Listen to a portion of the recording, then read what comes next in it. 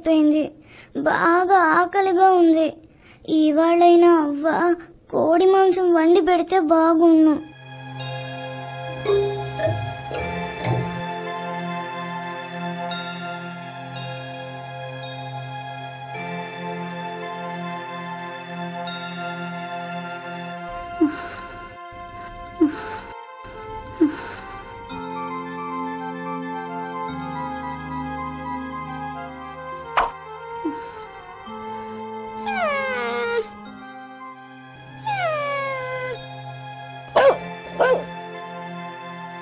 ఏంట్రా పొద్దున్నే వచ్చావు? ఆకలిస్తుందా?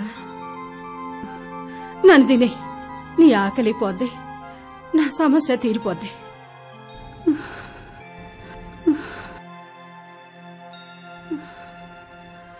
దేవుడా, కట్టుకున్నోడు మట్లో కలిసిపోయాడు.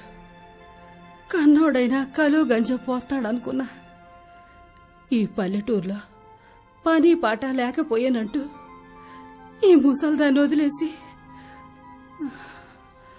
ఆడేమో పట్లం వెళ్ళిపోయాడు. పింఛన్ డబ్బులైనా మంజూరు అవుతాయేమో, పూటకో పిడికిడు అన్నమైనా తినచ్చు అనుకున్నా.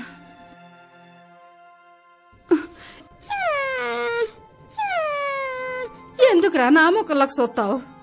ఎదులోకి పోయి చూడు, ఎక్కడైనా ఓ మాంసం ముక్కైనా దొరుకుద్ది. పో.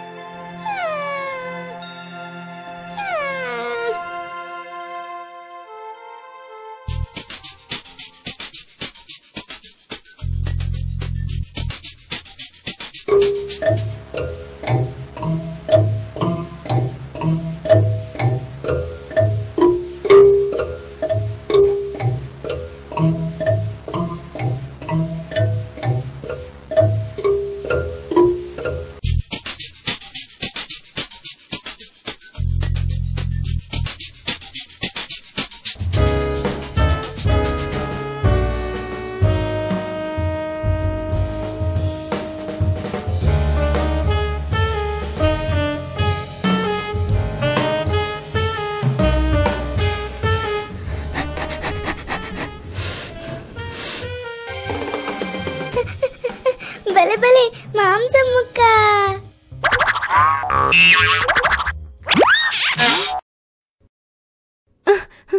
అయ్యో, నేను మాంసం ముక్కని కాను, సమాచార హక్కుని. సమాచార హక్క? మాంసం ముక్క అయితే ఎంత బాగుండు. నువ్వెక్కడి నుంచి వచ్చావు? ఇక్కడ ఏం చేస్తున్నావు? 2005లో అక్టోబర్ 12న పుట్టాను.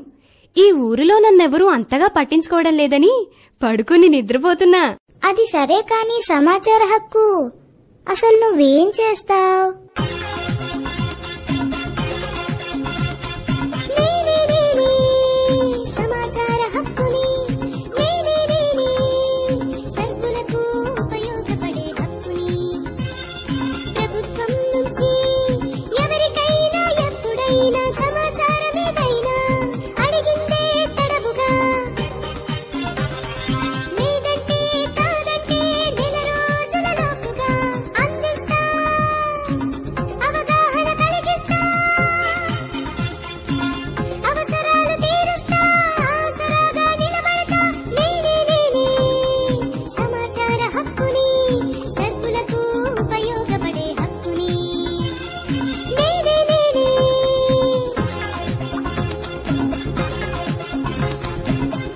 మరైతే మిత్రమా, అదేదో వృద్ధాప్యపు పింఛను రాక మా అవ్వ పస్తులుంటోంది పాపం.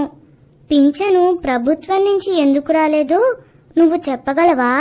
ఓ, అయితే నాతో రా.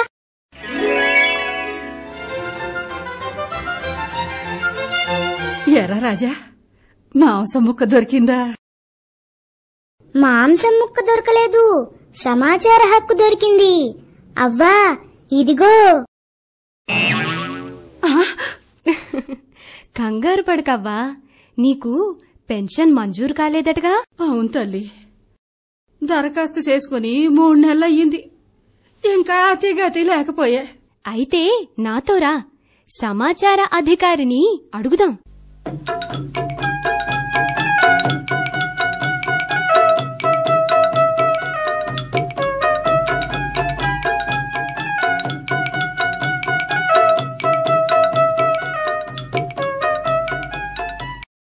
ఏందవ్వా రాజాగారిని ఎంట పెట్టుకుని శానా ఓసారిగా వెళ్తున్నావు?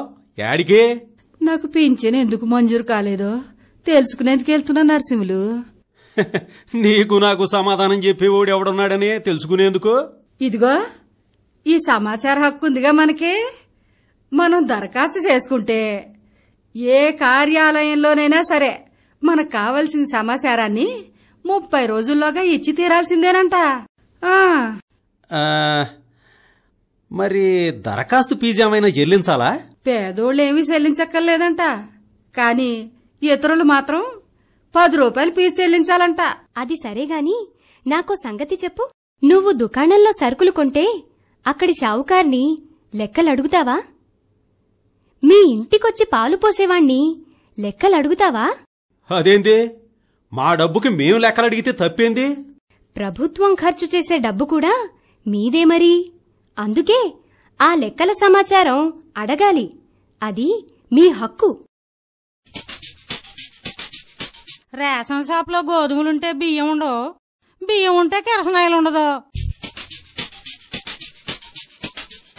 మా బళ్ళోకి బెంచీలు ఇస్తామని మండలాఫీసర్ గారు ఎప్పుడో చెప్పారు. ఈ సమస్యలన్నింటిపైన నేను ఫిర్యాదు కూడా ఇచ్చాను. నాతో రండి. ఆ ఫిర్యాదుల మీద ఎలాంటి చర్యలు తీసుకున్నారో అడుగుదురుగాని.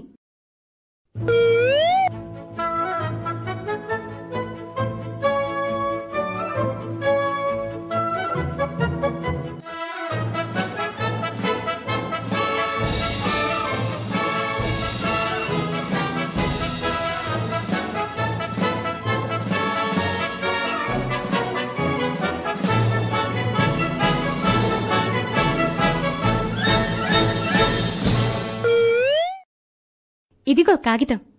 మరి దరఖాస్తు రాసిస్తే నాకు కావలసిన సమాచారం ఇస్తారా?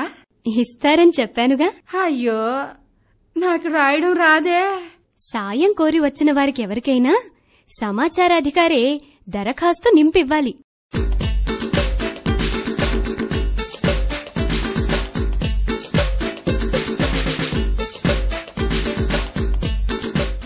ఒకవేళ మేము అడిగిన సమాచారం ఇవ్వకపోతేనో? అప్పుడు పై అధికారికి అప్పీల్ చేసుకోవచ్చు. ఆ పైన ఎటు సమాచార కమిషనర్ ఉన్నారు కదా, ఆయన మీకు సమాచారం ఇప్పించడంతో పాటు అధికారికి ఫైను కూడా వెయ్యొచ్చు. వద్దు, సాధ్యమైనంత త్వరగా నేనే పంపిస్తాను. అధికారులు వెంటనే రికార్డులను తనిఖీ చేసి అవ్వకు పింఛను మంజూరు చేశారు. రేషన్ షాపులను తనిఖీ చేసి సరుకులు నిల్వ ఉండేలా చర్యలు తీసుకున్నారు. విద్యాశాఖ నిధులతో పాఠశాలకు కొత్త బెంచీలు కొన్నారు.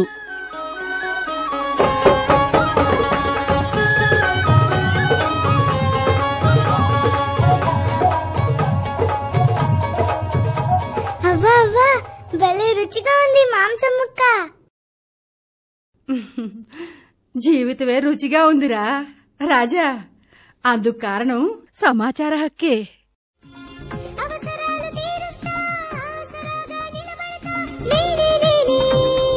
సమాచార హక్కుని, సర్కులకు ఉపయోగపడే హక్కుని.